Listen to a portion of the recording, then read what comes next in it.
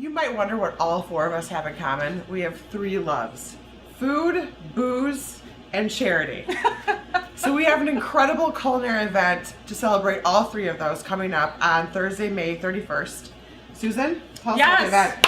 Chopped Grand Rapids. It's the first Chef's Chop Challenge at the Northern Jet private hangar. We have 4 of Grand Rapids' top chefs that'll be competing. Check it out at choppedgr.com to get your tickets.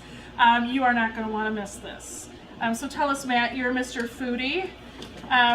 Why are you excited about this? Well, from the moment I heard about it, I found out that we were going to get to eat food from some of the top chefs from my all-time favorite restaurants in Grand Rapids, but at the same time be able to use the money that we would have spent at those restaurants and give it back to an awesome charity that you and a couple other people. Matt, what's your culinary credibility? You know, I've never taken a cooking class, and I can kind of use a toaster pretty well, but I eat out about 500 times a year, and I'm really good at eating out at some of GR's and the world's finest restaurants. That was Matt's way of getting back into the food community. Yeah. Yelp, When you were fired from Yelp a couple years ago. Yeah, he's an ex-Yelp elite, so. We have to tell you about the charities. So the Power of Education Foundation, we have all been involved in some way, shape, or form. It was started by a group in West Michigan with a school in Haiti.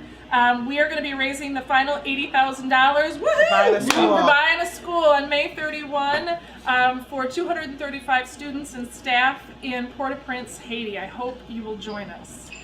Your tickets, you can purchase your tickets at this website right down here, and we hope to see everybody there Thursday, May 31st. Thanks. Ross, you've been chopped. We can put that part in there. Perfect. Perfect.